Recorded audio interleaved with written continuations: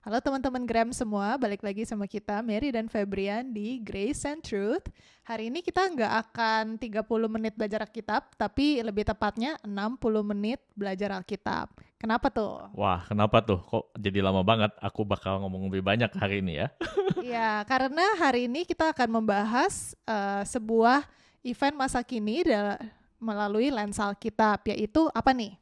Ya, ini kan sekarang sedang terjadi perang nih antara Israel dan Hamas ya di Gaza ya. Yang kemarin kita juga sudah membahas sedikit kan mengenai hal tersebut. Lalu kita berpikir alangkah baiknya kita membahas perang yang ada di Alkitab gitu kan. Sekali lagi di sini aku mau bilang kita ini nggak mempromosikan perang ya, karena perang itu adalah sesuatu yang tidak baik. Bahkan akan ada korban dari dua belah pihak gitu, dan juga kita tidak mau kayak menjadi politik lah atau gimana, karena kita tahu ini adalah hal yang sangat sensitif khususnya untuk orang Indonesia gitu. Jadi kita cuma mau melihat dari Alkitab apa yang Tuhan sudah katakan, firmankan di Alkitab mengenai perang. Karena akan ada satu perang di Alkitab yang belum terjadi, yang belum digenapi, dan aku percaya itu akan digenapi mungkin pada zaman-zaman sekarang. Nah, di perang di Gaza ini mungkin adalah gerbang pintu menuju perang tersebut gitu. Jadi harapannya sih semua orang yang mendengarkan podcast ini kalau nanti perang itu terjadi akan tahu bahwa Tuhan Allah pencipta alam semesta itu adalah Allahnya bangsa Israel. Betul sekali. Disclaimer dikit ya bahwa video kali ini akan dibuat khusus untuk kalangan sendiri. Jadi disclaimer nih, ini bukan ngebahas tentang politik ataupun tentang berita, tetapi lebih mengenai perang ini melalui kacamata Alkitab. Oke, lanjut. Oke, jadi kita mulai saja nih baca dari Yehezkiel 36 ayat 23. Aku akan menguduskan namaku yang besar yang sudah dinajiskan di tengah bangsa-bangsa, dan yang kamu najiskan di tengah-tengah mereka. Dan bangsa-bangsa akan mengetahui bahwa akulah Tuhan, demikianlah firman Tuhan Allah. Manakala aku menunjukkan kekudusanku kepadamu di hadapan bangsa-bangsa. Oke, kita berdoa dulu yuk. Tuhan Allah Bapa kami yang dalam surga, kami mengucap syukur atas kebaikan-Mu, mengucap syukur atas firman-Mu yang telah Engkau berikan kepada kami semua Tuhan, untuk mengenal Engkau, untuk mengetahui bahwa Engkaulah Allah pencipta alam semesta, dan Engkau bekerja dalam waktu yang ada, dan juga untuk memperlihatkan kekudusan-Mu dan kemuliaan-Mu di tengah-tengah kami. Biarlah kami mengerti Tuhan siapa Engkau melalui firman-Mu. Di dalam nama Yesus kami berdoa. Amin. Nah, ini ditulis oleh Nabi Yehezkiel. Kamu tahu nggak Nabi Yehezkiel siapa? Nabi zaman dulu lah, zaman Israel. Yehezkiel itu kebetulan nama tengah aku Yehezkiel ya.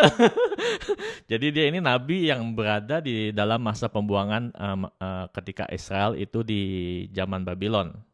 Jadi nanti kalau kita teruskan lagi mengenai overview Alkitab, itu nanti kita mengetahui setelah zaman raja-raja, Yerusalem atau Israel atau kerajaan Yudea gitu diserang oleh Raja Babylon, Nebukadnezar ya. Jadi mereka dibuang karena kelakuan mereka yang berdosa di hadapan Allah. Mereka dibuang 70 tahun di tanah Babylon gitu. Jadi Yehezkiel ini sebenarnya nabi di tanah asing. Kasian banget nih sebenarnya ini orang gitu kan. Jadi ini 600 tahun sebelum Masehi, di mana Israel mengalami masa pembuangan di Babilonia. Jadi itu konteks dari Yehezkiel gitu ya. Dan di sini Yehezkiel berkata akan ada datang masanya di mana bangsa Israel itu akan diserahkan ke bangsa-bangsa dan akan dikembalikan lagi ke tanah perjanjian mereka. Dan ini sebenarnya agak ngeri karena terjadi di zaman kita gitu. Kalau kita lihat konteks ayatnya nih panjang nih, Yehezkiel 36 ayat 17 sampai 22. Hai, hai anak manusia, waktu kaum Israel tinggal di tanah mereka, mereka menajiskannya dengan tingkah laku mereka. Kelakuan mereka sama seperti cemar kain di hadapanku. Maka aku mencurahkan amarahku ke atas mereka karena darah yang dicurahkan mereka di tanah itu. Nah ini sebenarnya menarik nih, dikatakan aku mencurahkan amarahku ke atas mereka karena darah yang dicurahkan mereka di tanah itu. Apakah darah ini adalah darah Yesus yang dicurahkan ketika dia mati di kayu salib? Mungkin saja gitu, tapi ya itu mungkin terlalu jauh ya. Terus? Sedang tanah itu mereka najiskan dengan berhala-berhala mereka. Aku menghamburkan mereka di antara bangsa-bangsa sehingga mereka berserak-serak di semua negeri. Nah, di sini kita lihat hukuman Tuhan karena apa yang mereka lakukan di tanah perjanjian itu adalah diserahkan di bangsa-bangsa. Nah ini sangat menarik nih, soalnya kan Yehezkiel kan terjadi waktu mereka dibuang di Babylon kan. Kamu bisa bayangin nggak seorang nabi berkata, oh nggak cuma ke Babylon kalian akan dibuang ke bangsa-bangsa gitu. Jadi ini belum terjadi gitu, dan dikatakan ketika mereka lagi dibuang di Babylon. Emang Babylon itu pertama kali mereka diasingkan ya? Diasingkan. Pertama kali. Terus dikatakan apa ini? Aku menghakimi mereka selaras dengan tingkah lakunya. Di mana saja mereka datang di tengah bangsa-bangsa, mereka menajiskan namaku yang kudus. Dalam hal orang menyindir mereka. Katanya mereka umat Tuhan, tetapi mereka harus keluar dari tanahnya. Nah, kita lihat di sini kan, apa hukumannya? Mereka dikeluarkan dari tanah perjanjian dan diserahkan ke bangsa-bangsa. Tapi karena hal itu juga terjadi, apa yang terjadi? Nama Tuhan juga direndahkan lah ya, kasarnya ya, karena mereka keluar dari tanah perjanjian tersebut gitu. Lalu Tuhan berkata apa? Aku merasa sakit hati karena namaku yang kudus yang dinajiskan oleh kaum Israel di tengah bangsa-bangsa di mana mereka datang. Oleh karena itu katakanlah kepada kaum Israel, beginilah firman Tuhan Allah. Bukan karena kamu aku bertindak, hai kaum Israel, tetapi karena namaku yang kudus, yang kamu najiskan di tengah bangsa-bangsa di mana kamu datang. Jadi sekarang yang kita lihat ini adalah di Yehezkiel 36, 37, 38, 39, kalian bisa baca sendiri tuh. Jadi kita mengetahui di sini kalau segala sesuatu yang Tuhan akan lakukan ini bukan karena bangsa Israel sendiri, tapi karena Tuhan peduli dengan namanya dan reputasinya. Apakah yang akan terjadi yang kita lihat di Yehezkiel 36 ini? Ini sebelumnya ya, soalnya aku mau kalian tahu kalau apa yang terjadi ini sudah terjadi gitu. Dan Yehezkiel itu nabi yang asli. Jadi yang part Yehezkiel yang kita baca ini adalah sudah tergenapi ya. Sudah tergenapi, oke. Yang pertama adalah pembaharuan Israel nih di Yehezkiel 36 ayat 24 dibilangnya apa? Aku akan menjemput kamu dari antara bangsa-bangsa dan mengumpulkan kamu dari semua negeri dan akan membawa kamu kembali ke tanahmu. Nah, jadi di sini kan Allah sudah bilang kan hukumannya kalian akan diserahkan ke bangsa-bangsa. Tapi karena mereka diserahkan ke bangsa-bangsa, nama Allah itu dinajiskan lah intinya gitu kan. Maka itu Tuhan berkata, karena aku peduli dengan namaku, aku akan membawa kalian kembali dari bangsa-bangsa. Dan akan membawa kamu kembali ke tanahmu. Dan kita tahu itu terjadi kan. Mereka sudah keluar dari tanah Israel ketika 70 tahun setelah Masehi, dihajar oleh bangsa Romawi. Lalu mereka ke bangsa-bangsa kita tahu ada di Eropa, di Rusia, di Amerika. Mereka kembali pada tanggal 14 Mei 1948. Nah, sekarang kan banyak tuh perdebatan tuh karena perang begini kan kayak bilang, oh siapakah yang memiliki hak atas tanah? Ada yang bilang Palestina, ada yang bilang Israel. Siapa sebenarnya yang mempunyai hak milik atas tanah tersebut gitu kan? Kalau yang orang Kristen pasti bilangnya, oh tentu saja Israel dong, harus dilihat dari Abraham gitu kan. Tapi yang mendukung Palestina tentu saja bilang, oh harusnya punya Palestina gitu kan. Tapi sebenarnya tanah itu milik siapa, hayo? Punya Tuhan. Punya Tuhan ini. Betul sekali, 100. Ya, 100 tanah ini punya Tuhan. Dan Tuhan sendiri yang bilang, mereka akan kembali ke tanah tersebut. Karena Tuhan mau namanya dipermuliakan kembali.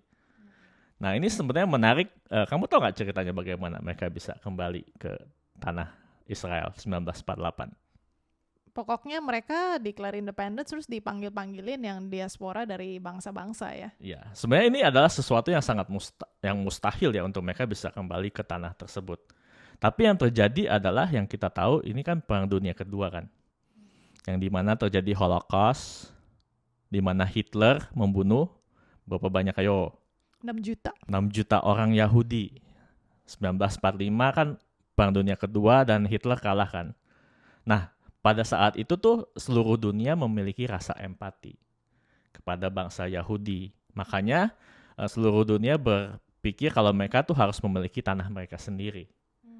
Makanya untuk melawan antisemitisme, yaitu adalah perilaku yang tidak menyukai bangsa Yahudi, mereka harus kembali ke tanah mereka sendiri.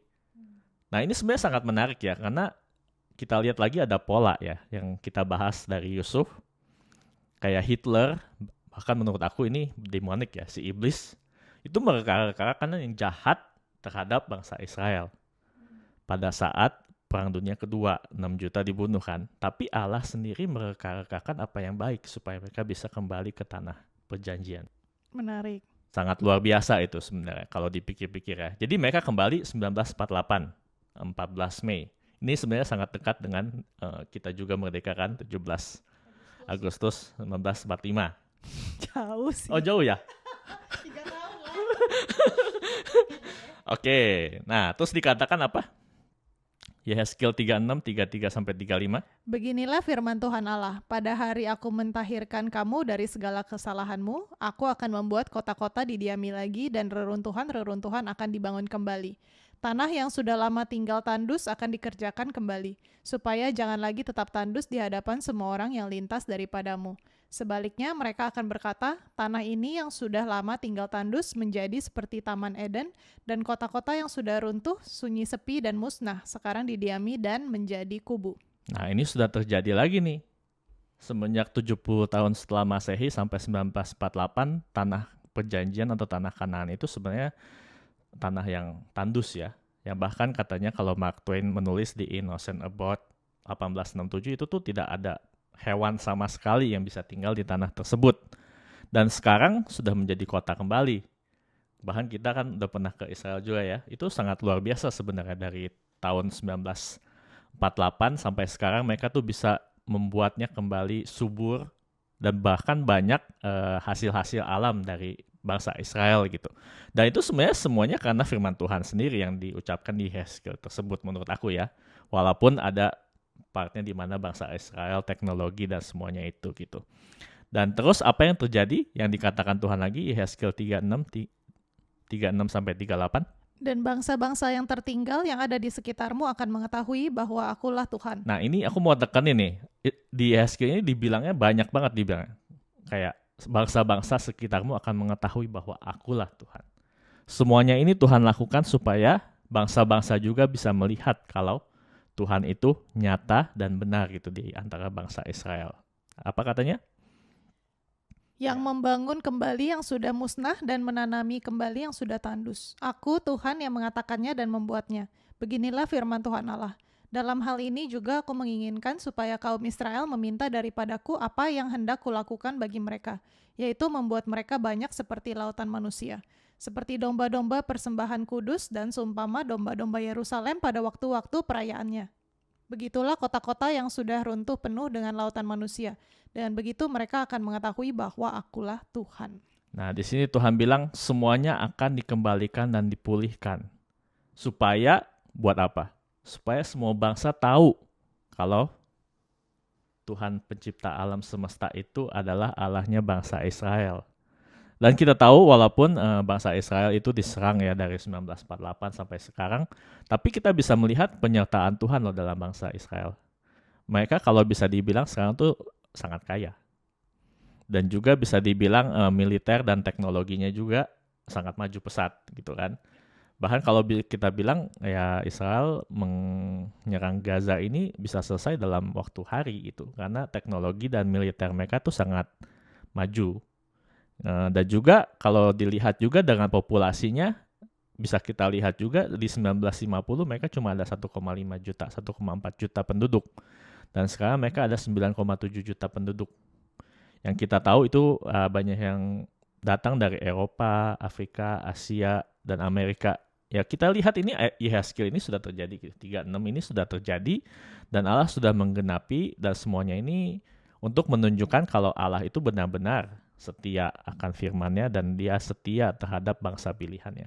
Walaupun bangsa pilihannya menolak dia pada saat Yesus datang.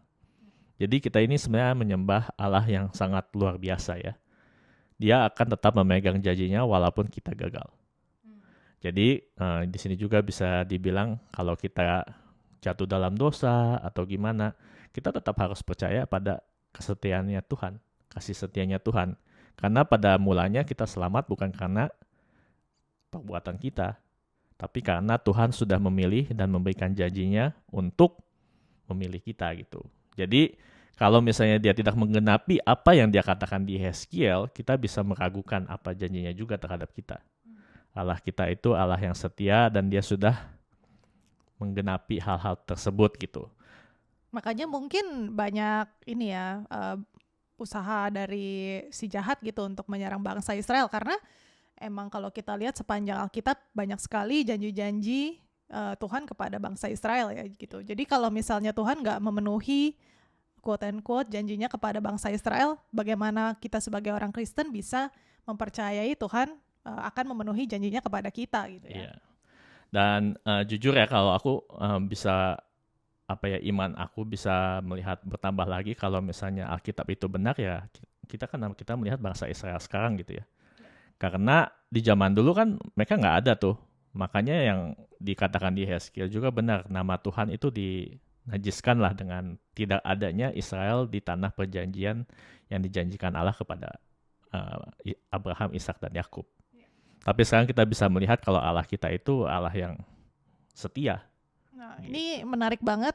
Sebentar lagi yang kita bahas ini recent event ya. Jadinya ini emang benar-benar menurut aku fulfillment, pengenapan janji Tuhan di dalam Alkitab yang kita bisa lihat di zaman sekarang ini. Ayo, apa nih? Ya, jadi ini poin kedua, apa yang akan terjadi ketika bangsa Israel sudah masuk ke tanah perjanjian dan mereka sudah bertambah banyak dan mereka sudah menjadi aman, mereka sudah menjadi kaya, dan mereka sudah boleh dibilang teknologinya sudah sangat luar biasa lah gitu ya. Akan terjadi di Yeskiel 38 ayat 1 sampai 6. Apa nih dikatakan? Datanglah firman Tuhan kepadaku, hai anak manusia, tujukanlah mukamu kepada Gog di tanah Magog, yaitu Raja Agung negeri Mesek dan Tubal. Nah, ini menurut kamu siapa nih? Gog di tanah Magog ini siapa? Ada orang yang bilang Rusia, Gognya nggak tahu siapa, Putin, nggak tahu. Nah, tapi yang kita tahu di tanah Magog ini benar ini Rusia ya, Rusia. Soalnya nanti juga di ayat-ayat setelahnya kita bisa lihat itu dari utara, dari paling utara. Dan kalau kalian lihat map, yang paling utara dari Yerusalem itu adalah Moskow. Moskow adalah ibu kota Rusia. Jadi ya sekali lagi ini bukannya mau ngomong apa-apa ya, tapi kalau ini terjadi nanti ya kalian tahulah Tuhan kita itu adalah Allah yang luar biasa, oke?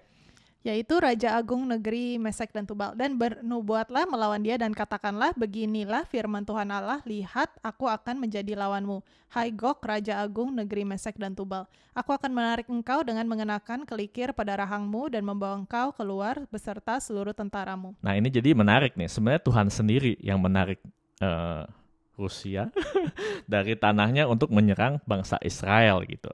Terus? Yaitu pasukan berkuda, semuanya berpakaian lengkap, suatu kumpulan orang banyak dengan perisai besar dan kecil, semuanya berpedang di tangannya. Orang Persia, Ethiopia, dan Put. Nah bentar, orang Persia ini siapa?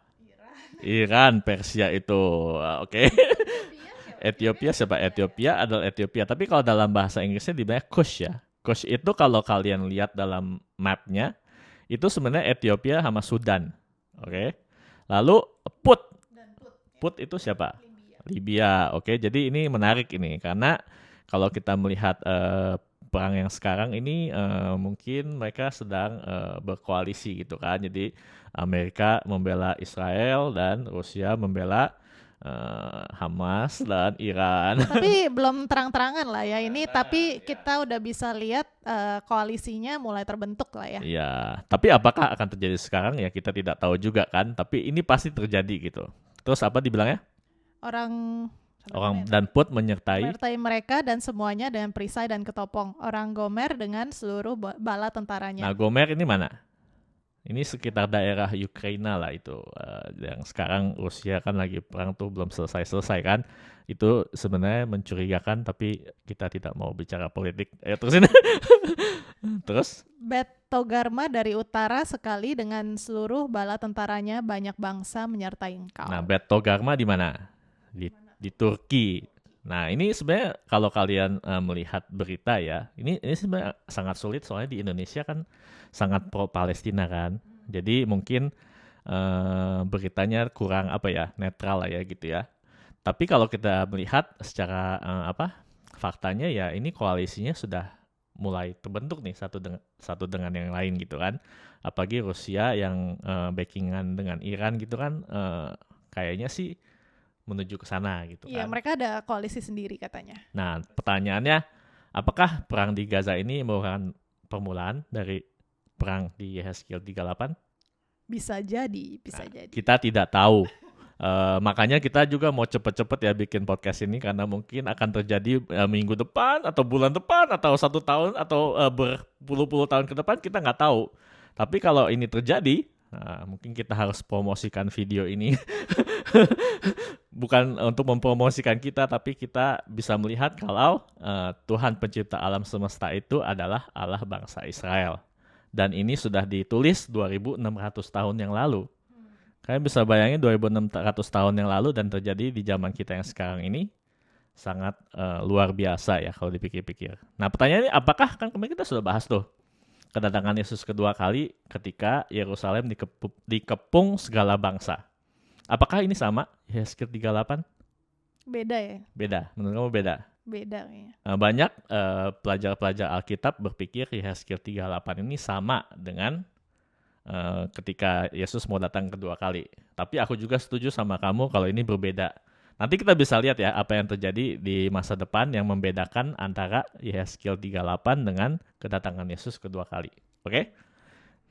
Nah, kita lihat ini panjang nih, Yehezkiel 38 ayat 10 sampai 16. Beginilah firman Tuhan Allah. Pada hari itu timbullah niat dalam hatimu dan engkau membuat rancangan Nah, jahat. ini siapa?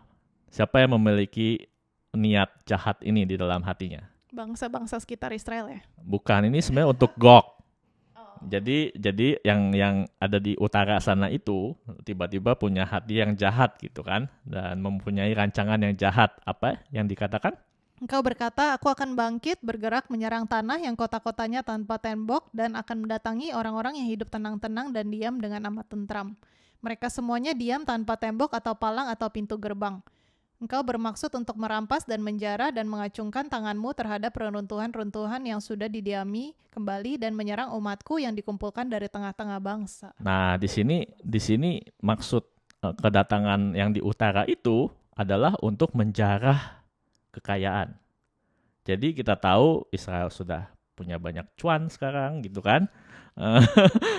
Dan juga mereka sudah boleh dibilang sih aman gitu ya kan, teknologi Iron Dome dan sebagainya. Waktu kita ke Israel juga ya lumayan dibilang walaupun ada serangan di sini dan di sana, tapi ya lumayan aman lah gitu ya kalau dibandingkan dengan New York atau San Francisco. Jadi ini akan terjadi di masa depan di mana orang yang dari utara ini akan berkata, aku akan menjarah kekayaan bangsa Israel gitu kan. Dan dikatakan di sini apa? Mereka sudah mempunyai ternak dan harta benda dan mereka diam di pusat bumi. Negeri Sheba dan Dedan beserta pembeli-pembeli barangnya. Siapa? Bentar, siapa negeri Sheba dan Dedan ini? Arab atau UAE? Ya, Sheba ini katanya Yemen ya kalau nggak salah. Dedan itu Saudi Arabia. Jadi mereka itu tidak akan menyerang tapi akan bertanya-tanya. Dan ini menarik karena kita baru saja ada yang namanya Abrahamic Accord ya. Yang dimana ada kerjasama antara Arab Saudi dan Israel gitu Dan kan. menariknya, for the longest time Arab ini kan sebenarnya tidak support sama Israel karena mereka Muslim Brotherhood ya. Ya, jadi apakah ini tanda-tanda dan pemain-pemainnya sudah siap-siap? Ya, kita tidak tahu ya. Tapi mungkin ya kita lihat saja. Terus? Negeri Tarsis beserta pedagang-pedagangnya akan berkata kepadamu, apakah engkau datang untuk merampas dan mengumpulkan sekutumu, untuk menjarah, untuk mengangkut perak dan emas, untuk melarikan ternak dan harta benda, dan untuk melakukan perampasan yang hebat sekali? Nah, kita lihat kan di sini memang ya daerah situ Saudi Arabia kan. Jadi di sini kita bisa melihat memang tujuan dari utara ini adalah untuk merampas harta benda gitu kan. Lalu dikatakan apa? Sebab itu bernubuatlah hai anak manusia dan katakanlah kepada Gog, beginilah firman Tuhan Allah. Ketika umatku Israel sedang diam dengan amat tentram, pada waktu itulah engkau akan bergerak dan datang dari tempatmu dari utara sekali. Engkau dengan banyak bangsa yang menyertai engkau. Mereka semuanya mengendarai kuda, suatu kumpulan yang besar dan suatu pasukan yang kuat. Engkau bangkit melawan umatku Israel seperti awan yang menutupi seluruh bumi. Pada hari yang terkemudian akan terjadi hal itu, dan aku akan membawa engkau untuk melawan tanahku, supaya bangsa-bangsa mengenal aku pada saat aku menunjukkan kekudusanmu kepadamu di hadapan mereka, hai Gog. Nah, ini di sini sebenarnya sangat menarik karena kalau dilihat pada hari yang kemudian itu kalau dalam bahasa Inggrisnya in the latter days. Nah, kalau misalnya kita tahu in the latter days itu adalah kata-kata yang dimana untuk menunjukkan akhir zaman. Jadi hal ini akan terjadi pada saat-saat di zaman akhir zaman gitu kan. Dan kita menurut aku ini adalah sesuatu yang sangat menarik kalau ini terjadi mungkin kita sudah di ambang pintu saudara-saudara. Oke, coba kita baca lanjut ya di Yehezkiel 38 ayat 18 sampai 23. Pada waktu itu, pada saat Gog datang melawan tanah Israel, demikianlah firman Tuhan Allah, amarahku akan timbul. Dalam murkaku, dalam cemburuku, dan dalam api kemurkaanku, aku akan berfirman. Pada hari itu pasti terjadi gempa bumi yang dahsyat di tanah Israel. Ikan-ikan di laut, burung-burung di udara, binatang-binatang hutan, segala binatang melata yang merayap di bumi, dan semua manusia yang ada di atas bumi akan gentar melihat wajahku. Gunung-gunung akan runtuh, lereng-lereng gunung akan longsor, dan tiap tembok akan roboh ke tanah. Ya, jadi ini bisa kita lihat ya ketika yang dari utara itu datang ke bangsa Israel untuk berperang, mereka sebenarnya tidak berperang nih. Karena Tuhan sendiri yang akan menimbulkan bencana alam ya kepada tentara yang akan menyerang bangsa Israel tersebut. Dan kita bisa lihat di sini cukup menakutkan ya. Dan juga kan mereka kan yang menarik mereka dari utara kan Allah sendiri, tetapi Tuhan yang menghukum mereka gitu loh. Ini kayaknya sama seperti waktu zaman Mesir ya. Kan Firaun yang mengeraskan hatinya kan Allah. Tapi ketika itu juga kan dikasih 10 tulah tuh. Itu kan banyak yang meninggalkan karena 10 tulah itu. Tapi semuanya itu dilakukan untuk melihat bahwa Allah bangsa Israel itu adalah Allah yang benar gitu kan. Jadi setelah gempa bumi dan semuanya ini apa yang terjadi? Dan aku akan memanggil segala macam kekejutan terhadap Gog. Demikianlah firman Tuhan Allah. Sehingga pedang seorang akan memakan yang lain. Aku akan menghukum dia dengan sampar dan tumpahan darah. Aku akan menurunkan hujan lebat, rambun, api, dan hujan belerang ke atasnya, dan ke atas tentaranya, dan ke atas banyak bangsa yang menyertai dia. Nah, di sini menarik nih, soalnya kan kita bisa lihat juga selain bencana alam, mereka juga akan menjadi bingung gitu ya, sama seperti waktu zaman Raja Yehosafat. Ketika 3 bangsa mau menyerang Yerusalem, Yehosafat kan berdoa kan, berpuasa dan berkata kalau peperangan itu adalah punyanya Tuhan gitu kan, lalu mereka bisa menjarah. Menurut aku ini sesuatu yang sama juga akan terjadi ketika yang dari utara itu mau menyerang bangsa Israel. Jadi Allah sendiri yang akan berperang buat bangsa Israel, dan segala ini akan terjadi gitu kan, yang Tuhan bilang di Yehezkiel ini akan terjadi gitu. Jadi sebenarnya tujuannya apa nih di sini dibilang? Aku akan menunjukkan kebesaranku dan kekudusanku dan menyatakan diriku di hadapan bangsa-bangsa yang banyak. Dan mereka akan mengetahui bahwa akulah Tuhan. Nah, semuanya ini terjadi karena Tuhan mau seluruh bangsa-bangsa untuk mengetahui bahwa Tuhan pencipta Allah semesta ini adalah Allahnya bangsa Israel. Nah, ini kita harus tahu ini. Jadi kita sebagai orang Kristen juga dalam peperangan yang ada sekarang ini harus hati-hati ya. Jadi jadi kita bukannya kayak membenarkan segala sesuatu yang Israel lakukan gitu loh. Tapi kita juga bukannya kayak apa ya, ya harus tahu lah kalau Tuhan pencipta Allah semesta itu sudah memilih bangsa Israel sebagai bangsa pilihannya gitu. Jadi tidak ada satupun yang mereka lakukan yang bisa menarik janjinya kepada Abraham. Dan itu tuh Allah sendiri loh yang yang mau memegang janjinya gitu. Jadi kegagalan bangsa Israel di zaman dulu itu tentu saja ada hukumannya, tetapi Allah tetap memegang janjinya gitu. Oke? Nah, kemarin lagi. Sebelumnya kan aku bilang kayak perang di Yehezkiel ini sama kedatangan Yesus kedua kali itu kan berbeda kan. Kayak ketika bangsa-bangsa menyerang Yerusalem, kan Tuhan Yesus itu kedatangan kedua kali kan, ketika mereka berseru untuk Yesus menolong mereka, Yesus akan datang di Bukit Zaitun. Nah di Yeskiel ini endingnya beda, bukan Yesus turun di Bukit Zaitun. Bagaimanakah perang ini akan berakhir kalau kita baca dengan seksama di Yeskiel 39 ayat 6 sampai 8. Aku mendatangkan api ke atas Magog dan ke atas orang-orang yang diam di daerah pesisir dengan aman dan tentram. Dan mereka akan mengetahui bahwa akulah Tuhan. Nah, jadi ending dari peperangan ini, atau bukan boleh dibilang perang ya, ending dari invasi ya dari utara ini adalah Tuhan akan mendatangkan api ke atas Magog, yaitu yang dari utara situ kan, dan juga ke atas orang-orang yang diam di daerah pesisir dengan aman tentram. Jadi ada dua api nih yang turun nih, di Magog dan di daerah pesisir yang aman tentram itu. Nanti kita akan bahas sedikit ya, dan itulah yang mengakhiri invasi ini atau peperangan ini. Terus dikatakan apa? Dan aku akan menyatakan namaku yang kudus di tengah-tengah umatku Israel, dan aku tidak lagi membiarkan namaku yang kudus dinajiskan. Sehingga bangsa-bangsa akan mengetahui bahwa akulah Tuhan yang maha kudus di Israel. Sungguh pasti datang dan terjadi, yaitu hari yang sudah kufirmankan. Nah ini bisa kita lihat kan diulang-ulang nih dari tadi kan, dari Yeskiel 36, 37, 38, 39 selalu dibilang supaya bangsa-bangsa mengetahui bahwa akulah Tuhan yang maha kudus di Israel gitu. Terus dibilang juga sungguh pasti datang dan terjadi, yaitu hari yang kufirmankan. Nah ini sepanjang sejarah belum pernah terjadi. Belum pernah tuh ada invasi atau perang yang datang dari utara Israel gitu kan, yang datang dengan penuh bala tentara dan juga kelompok-kelompok dari Persia, dari Ethiopia gitu kan, dari Libya, itu belum pernah terjadi sepanjang sejarah. Jadi ini tuh pasti terjadi gitu. Tuhan sendiri yang bilang melalui Yeskiel gitu kan. Pertanyaannya apakah Yeskiel ini nabi yang asli atau tidak? Iya, tentu saja. Soalnya nama tengah, nama tengahnya nama tengah aku. Dan juga kita tahu banyak hal-hal yang sudah terjadi ya kalau di buku Yeskiel. Kalau kalian mau belajar itu sendiri, kenapa Yeskiel di kanon Alkitab gitu. Jadi ini tuh pasti terjadi gitu. Cuman waktunya kapan kita tidak tahu. Nah, apakah ini di waktu sekarang masa sekarang ini, apalagi terjadi perang kan di Israel sekarang ini, apakah ini adalah gerbang pintu?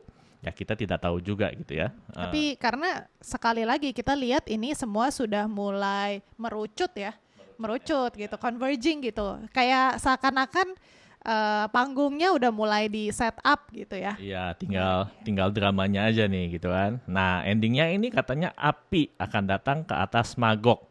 Apakah api yang akan Tuhan datangkan? Kamu bisa berspekulasi nggak dari gambar yang aku kasih lihat di sini? Nuklir.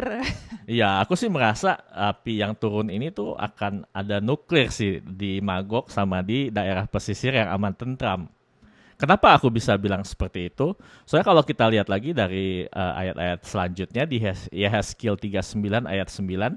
Dan yang diam di kota-kota Israel akan keluar dan menyalakan api serta membakar semua perlengkapan senjata Gog, yaitu perisai kecil dan besar, busur dan panah, tongkat pemukul dan tombak, dan mereka membakarnya selama 7 tahun. Nah ini sebenarnya sangat menarik ya, soalnya di bahasa Indonesia kayak agak kurang jelas ya, akan membakarnya selama 7 tahun atau menyalakan api, membakar senjata perlengkapan Gog gitu kan. Nah, itu apa maksudnya ya? Kalau kita lihat di bahasa Inggrisnya ini lebih masuk akal lah. Dibilangnya gini, makes fires off the weapon and burn them, and they will make fires of them. Jadi senjata itu tuh akan menjadi sumber energi. Soalnya di Alkitab, di Perjanjian Lama, di Perjanjian Baru itu nggak ada tuh kosakata namanya energi. Jadi melalui senjata-senjata yang mereka ambil dari Gog ini, mereka akan mendapatkan energi yang bisa dipakai selama 7 tahun. Senjata apakah itu yang bisa dipakai untuk menjadi energi selama 7 tahun? Nuklir sih masuk akal sih, nuklir. Nuklir masuk akal lah, soalnya kan ada nuclear power plant ya. Nah, kenapa aku bilang di sini api ini adalah energi? Karena di ayat setelahnya juga, di ayat yang ke-10 apa dibilangnya? Mereka tidak akan mengambil kayu dari hutan belukar atau membelah kayu api di hutan-hutan, sebab mereka akan menyalakan api itu dengan perlengkapan senjata itu. Mereka akan merampas orang-orang yang merampas mereka dan menjara orang-orang yang menjarah mereka. Demikianlah firman Tuhan Allah. Ya, sekali lagi ini kan Yehezkiel kan menulis 2600 tahun yang lalu ya. Tapi di sini kita bisa melihat kalau dalam konteks itu tuh perlengkapan senjata ini tuh akan memberikan energi kepada bangsa Israel selama 7 tahun. Jadi kalau dibilangnya di sini mereka tidak akan mengambil kayu dari hutan belukar atau membelah kayu api di hutan-hutan. Itu sebenarnya kan kalau zaman dulu kan orang kan mendapatkan energi dari api kan. Nah, di zaman sekarang kita bisa melihat kalau kita juga bisa mendapatkan energi dari nuklir gitu kan. Jadi apakah di sini merucutkan kepada nuklir? Mungkin saja gitu ya. Aku nggak mengatakan dengan pasti gitu. Tapi kemungkinan besar sih ini nuklir gitu. Kenapa aku bisa bilang begitu? Karena di ayat yang selanjutnya dibilang begini. Yeskil 39 ayat 12. Kaum Israel akan mengubur mereka selama 7 bulan dengan maksud mentahirkan tanah itu. Mengubur mereka ini apa nih mereka? Jadi kan itu kan di sana kan akan ada banyak korban nih ketika itu meledak gitu kan. Tunggu, tapi ini kan meledaknya di daerah Rusia, daerah Magog dan daerah pesisir. Iya, jadi Magog itu mungkin nanti akan dekat mungkin ya ke daerah Israel gitu kan. Mungkin, aku nggak tahu. Tapi mereka nggak boleh tuh kayak selama 7 bulan tuh kayak nggak boleh dipegang gitu kan. Jadi 7 bulan harus dibiarkan untuk mentahirkan tanah itu. Mentahirkan tuh apa di sini? Kayak biar ya. Jadi tidak terkontaminasi lagi kan, atau tidak ada radiasi lagi kan. Iya, jadi mungkin di sini menjurus ke sana ya. Kalian bisa bayangkan lah orang kuno mau memberikan hal seperti ini, tapi ini bisa sangat spesifik selama 7 bulan gitu. Dan aku sempat cari-cari sedikit kalau radiasi itu bisa selama 1 tahun sampai 5 tahun ya. Jadi selama 7 bulan ini lumayan spesifik dan sangat mengerikan kalau dipikir-pikir. Soalnya selama perang itu tidak ada pernah seperti ini gitu kan. Tidak ada pernah tuh harus dibiarkan 7 bulan untuk mentahirkan tanah gitu kan. Lalu dibilang apa di sini? Beberapa orang dikhususkan untuk terus-menerus menjelajahi seluruh tanah itu untuk mengubur orang-orang yang masih bergelimpangan di atas tanah dengan maksud mentahirkannya. Sesudah lewat yang 7 bulan itu, mereka akan memeriksa tanah itu. Kalau mereka menjelajahinya dan seorang menjumpai sepotong tulang manusia, maka ia harus meletakkan batu di sampingnya sebagai tanda sampai tukang-tukang kubur menguburkannya di lembah Kalayak Ramai Gog. Ini menarik nih, soalnya dikatakan beberapa orang dikhususkan untuk terus-menerus menjelajahi seluruh tanah itu. Jadi ada orang khusus yang harus menjelajahi tanah di mana api itu tersebut datang. Ini sangat spesifik dan sangat menarik, soalnya kalau kita lihat di zaman sekarang, kalau ada nuklir meledak, pasti akan ada orang yang dikhususkan kan, jadi spesial gitu kan, menggunakan baju seperti yang digambar ini, baju yang full untuk menangkis radiasi kan, lalu mereka pakai semuanya gitu kan, ditutup semuanya supaya tidak terkena radiasi. Jadi apakah di sini Yehezkiel menuliskan sesuatu 2600 tahun yang lalu untuk sesuatu yang akan datang di masa depan? Mungkin saja gitu ya, tapi aku nggak ngomong secara pasti ini kan, ini cuma teori aja gitu kan. Ini tidak pernah terjadi dan pasti akan terjadi dan kemungkinan besar terjadi di zaman yang ada nuklir. Ini sangat menarik dan sangat mengerikan kalau kita pikir-pikir di zaman sekarang ini gitu kan. Lalu dikatakan kemanakah api itu akan turun? Yang pertama kan turun ke Magog kan. Dan Magog yang kita tahu itu dari utara yaitu Rusia. Dan yang kedua ini adalah orang-orang yang diam di daerah pesisir dengan aman tentram. Di manakah itu? Di tempat kita sekarang. Ini bukannya mau buat kekacauan atau bikin hipotesa-hipotesa yang akan mengganggu kenyamanan kita semua. Soalnya kita berdua juga kan tinggal di Amerika gitu ya. Tapi ini sangat mungkin kalau yang kedua ini adalah di Amerika. Karena yang kita tahu ya siapa ya lawan Rusia gitu kan, dengan teknologi nuklir ya Rusia ya lawannya ya Amerika gitu kan. Ya, terus orang yang diam di daerah pesisir ya, coastline ya. dan juga aman tentram. Kan Amerika lumayan terkesannya aman di nggak perang-perang gitulah ya, di daerah sendiri. Jadi tidak pernah ada perang di daerah sendiri gitu kan. Jadi apakah ini sebuah nubuatan dari Hezkiel kalau akan ada api nuklir itu tersebut itu akan turun, yang dimana adalah nuklir exchange antara Rusia dan Amerika pada waktu Rusia mau menyerang Israel? Mungkin saja gitu kan, tapi kita tidak tahu kapan itu, mungkin bulan ini, tahun depan, atau 10 tahun ke depan, ya kita nggak pernah tahu, tapi ya kita doakan supaya kita tidak lagi di sini. Bercanda saudara-saudara. Lumayan masuk akal karena dua negara yang paling aktif di dalam pengembangan nuklir emang Amerika dan Rusia ya. Mereka bahkan, aku research kemarin sebelum podcast kita ini, mereka bahkan dua negara yang paling sering di zaman dulu ngetes nuclear weapons gitu ya. Sampai sekarang terus dikembangkan gitu ya. Jadi menarik banget gitu. Dan yang paling besar dan yang paling maju di daerah tersebut ya Amerika dan Rusia lah ya. Karena itu menurut aku sih ini sangat mungkin kalau ada terjadi nuclear exchange antara Rusia dan Amerika gitu kan.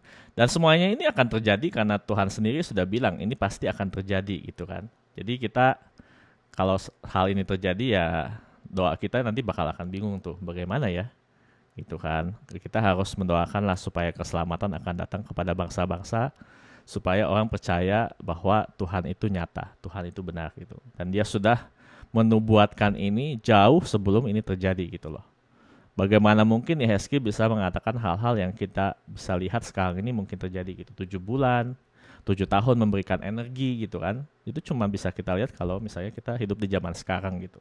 Dan lagi yang udah aku bilang sebelumnya juga menarik, kayak beberapa negara yang disebut di sini benar-benar sekarang tuh berkoalisi. Padahal zaman dulu boro-boro ada gitu kan. Udah berganti-ganti, namanya aja udah ganti-ganti gitu kan. Tapi gimana kayak sekarang misalnya Rusia dan Iran, mereka ada koalisi sendiri gitu kan, yang sudah mulai terbentuk. Dan bagaimana Arab Saudi itu juga di Abraham, iya nggak terlalu mendukung gitu. Itu semua udah benar-benar kayaknya udah siap gitulah. Ya, tapi kita nggak bilang kalau ini akan terjadi di zaman kita ya, kan kita tidak tahu kapan itu akan terjadi gitu kan. Tapi kalau melihat keadaan dunia sekarang, mungkin ini akan terjadi di zaman kita gitu. Makanya juga kita mau mengeluarkan podcast ini secepatnya gitu kan, supaya orang-orang tahu kalau ini terjadi bahwa Tuhan pencipta alam semesta itu adalah Allahnya bangsa Israel gitu. Aku mau tanya dulu kali ya. Jadi menurut kamu dari perang Yehezkiel ini ke kedatangan Tuhan yang kedua kali itu jauh atau enggak, dan ada kira-kira ada tertulis di mana tuh? Menurut aku sih akan sangat dekat ya dari Yehezkiel ini sampai kedatangan Yesus kedua kali. Kalau nggak kita baca aja ini penutup ayatnya di Yehezkiel 39 ayat 25 sampai 29. Oleh sebab itu beginilah firman Tuhan Allah. Sekarang aku akan memulihkan keadaan Yakub dan akan menyayangi seluruh kaum Israel, dan cemburuku timbul untuk mempertahankan namaku yang kudus. Mereka akan melupakan noda mereka dan segala ketidaksetiaan mereka yang dilakukannya terhadap aku. Nah ini menarik nih, soalnya dikatakan yang dilakukannya terhadap aku, ketidaksetiaan mereka. Apakah ini mereferensikan kepada kedatangan Yesus yang pertama kali, yang dimana Allah sendiri ditolak oleh mereka dan disalibkan mereka gitu. Jadi mungkin ini ya sampai sekarang kan, mungkin ini adalah sesuatu yang dimana kita tahu di masa depan mereka akan bertobat gitu kan. Apa terusnya? Kalau mereka sudah diam kembali di tanah mereka dengan aman dan dengan aman tentram, dengan tidak dikejutkan oleh apapun. Dan kalau aku sudah membawa mereka kembali dari tengah bangsa-bangsa dan mengumpulkan mereka dari tanah musuh-musuh mereka. Dan pada saat aku menunjukkan kekudusanku kepada mereka di hadapan bangsa-bangsa yang banyak. Dan mereka akan mengetahui bahwa akulah Tuhan, Allah mereka, yang membawa mereka ke dalam pembuangan di tengah bangsa-bangsa dan mengumpulkan mereka kembali di tanahnya, dan aku tidak membiarkan seorang pun daripadanya tinggal di sana. Nah ini menarik nih di sini, soalnya dikatakan ini semuanya terjadi supaya bangsa Israel sendiri, bukan cuma bangsa-bangsa, bangsa Israel sendiri tahu bahwa Tuhan pencipta Allah semesta itu adalah Allah mereka. Dan di sini menariknya dikatakan aku yang membawa mereka ke pembuangan di tengah bangsa-bangsa dan mengumpulkan mereka kembali di tanahnya. Ini sebenarnya di perjanjian lama Tuhan tuh sering loh mengatakan hal seperti itu. Aku yang membawa kamu keluar dari tanah Mesir. Dan aku yang membawa kamu ke tanah perjanjian. Di sini kita melihat kalau Tuhan mereferensikan dirinya sendiri kepada aku yang membawa kalian ke bangsa-bangsa, tapi aku juga yang membawa kalian ke tanah perjanjian kembali. Ini gaya bicaranya Tuhan gitu kan. Terus dikatakan apa? Ini menarik juga nih, dia bilang dan mengumpulkan mereka dari tanah musuh-musuh mereka, dan pada saat aku menunjukkan keputusan. Oh ya benar. Oke, tadi sampai mana? Aku tidak lagi menyembunyikan wajahku terhadap mereka kalau aku mencurahkan rohku ke atas kaum Israel, demikianlah firman Tuhan. Nah, di sini mungkin kita bisa melihat terjadi Pentakosta kedua nih. Aku akan mencurahkan rohku ke atas kaum Israel. Nah, ini sebenarnya sangat menarik dan bikin merinding ya. Soalnya ada tuh nubuatan juga di Yoel. Aku akan mencurahkan rohku ke semua orang. Yang tua akan bermimpi, yang muda akan bernubuat kan. Nah, itu direferensikan Petrus tuh waktu mereka dibaptis Roh Kudus kan, Pentakosta yang pertama kan. Tapi itu tidak kepada semua bangsa Israel loh. Mungkin penggenapannya ini terjadi waktu setelah perang tersebut. Dan kalau itu terjadi di sini, kedatangan Yesus itu sudah sangat dekat.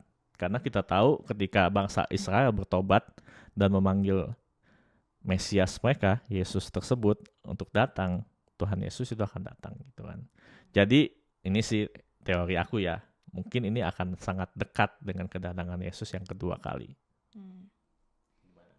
Oke. Jadi kita sebagai orang Kristen, menurut kamu gimana nih? Di perang ini kita harus gimana? Aplikasinya apa untuk kita seorang orang Kristen? Ya, sekali lagi kita tidak mempromosikan perang atau mengendorse perang gitu kan ya, karena pasti akan ada korban dari dua belah pihak gitu. Jadi kita tidak bilang kayak, oh Israel selalu benar, atau oh yang Palestina ini yang salah, yang sudah tidak sesuai dengan kehendak Allah Bapa di surga gitu kan. Kita nggak mau bilang begitu gitu, karena kita tahu sebagai orang Kristen yang ada di dunia ini tuh cuma sementara gitu. Yang kita harus doakan adalah kayak keselamatan, Injil supaya datang kepada dua-duanya, kepada bangsa Israel, kepada bangsa Palestina. Karena kalau dipikir-pikir mereka semua ini anaknya Abraham. Mereka ini saudara gitu loh. Tapi karena ya rencana si setan gitu dipakai gitu kan buat mereka perang satu sama lain, dan juga kebencian yang ada dari semenjak Esau, Ismail gitu kan. Terjadilah semuanya ini yang kekacauan sekarang ini. Tapi Tuhan sudah melihat sih di luar waktu, dan dia tahu apa yang akan terjadi, dan dia tahu konflik ini akan ada di akhir zaman. Makanya yang harus kita lakukan sebagai orang Kristen itu dari dulu sampai sekarang tidak pernah berubah. Kita harus mendoakan keselamatan dan memproklamirkan Injil keselamatan kepada bangsa-bangsa, termasuk kepada Israel dan Palestina. Ya, yang pasti juga kita tetap harus untuk get right with God ya, hidup tetap benar lah ya, mengetahui bahwa kedatangan Tuhan itu sudah dekat gitu ya. Oke, tapi gimana? Menurut kamu kita harus takut dan bersiap-siap secara fisik nggak nih? Misalnya kita siapin makanan kaleng nih, atau kita membuat bunker di bawah tanah. Menurut kamu gimana? Legit loh, banyak loh yang mikir begitu loh. Atau beli tanah di ujung bumi biar kita bisa nanam, gimana menurut kamu? Iya, ada sih yang berpikir seperti itu. Tapi kita sebagai orang Kristen ya, gini, apakah lebih baik kita mati di bunker, atau apakah lebih baik kita mati memproklamasikan Injil kebenaran ke dunia? Berat. Iya, itu loh. Nanti kalau kita bertemu Yesus muka dengan muka, dan kita hidup di akhir zaman, terus kita bilang, oh Tuhan, aku nunggu kamu nih di bunker. Malu dong. Nggak elit ya, itu kurang elit gitu ya. Kalau kita bilang, oh Tuhan, aku mati dipenggal oleh musuh-musuh, itu kan wow. Lebih elit gitu kan. Jadi menurut aku sih, kalau kalian berpikir kalian mau menyiapkan bunker atau makanan-makanan kaleng, ya silakan aja gitu kan. Mungkin aja itu dipakai gitu ketika kesusahan besar, ada orang-orang percaya yang masuk ke bunker kalian, ya puji nama Tuhan gitu kan. Tapi kalau aku sih lebih baik melakukan apa yang dilakukan orang Kristen dari zaman 2000 tahun yang lalu sampai sekarang. Percaya kepada Tuhan kalau dia itu adalah Allah yang akan menyertai kita, yang akan mencukupkan kita, yang akan juga melindungi kita lah dari segala peperangan ini. Dan walaupun kita dipanggil Tuhan lebih awal atau kita bisa ada di dunia ini lebih lama, ya semua itu adalah kasih karunia dan anugerahnya Tuhan. Yang mungkin kita ada yang Allah rancangkan supaya kita lakukan di dunia ini, atau kalau kita pulang ya itu lebih baik. Ya, to live is Christ, to die is gain. Itu adalah moto orang Kristen dari zaman dulu sampai zaman sekarang dan tidak akan berubah walaupun dunia akan menjadi sangat kacau. Mantap. Mantap. Sebagai penutup ada mau ngomong apa nggak? Ini udah gak kerasa ya, kita udah 10 episode. Mau ngucapin thank you buat semuanya yang sudah mendengarkan dan yang juga sudah subscribe. Ini semua adalah kasih karunia lah ya, bisa sampai 10 episode karena kita berdua nggak teknologi advance, kita juga berdua nggak begitu suka sebenarnya dengan menjadi public. Ya banyak kekurangan. Aku apalagi sukanya introvert gitu ya, duduk-duduk, nyantai-nyantai. Tapi semuanya ini aku percaya timely sih dengan apa yang terjadi sekarang. Kita nggak pernah plan ya dengan semuanya ini gitu kan. Tiba-tiba pas sampai kita ngomongin Joshua, terjadi perang dan kita mau membagikan juga apa yang Tuhan janjikan di Yehezkiel ini. Jadi mau ngucapin terima kasih sih sama Tuhan khususnya yang sudah memberikan kita guidance ya, langkah kita step by step. Aku percaya ditentukan Tuhan dan semuanya sudah terjadi seperti ini. Mau ngucapin terima kasih buat semuanya. Kamu ada? Udah, itu aja. Ikut aja. Oke, thank you semua. Ya, jadi next time mungkin kita akan lanjutin ke hakim-hakim ya, kalau Tuhan mengizinkan. God bless you semua. Bless you.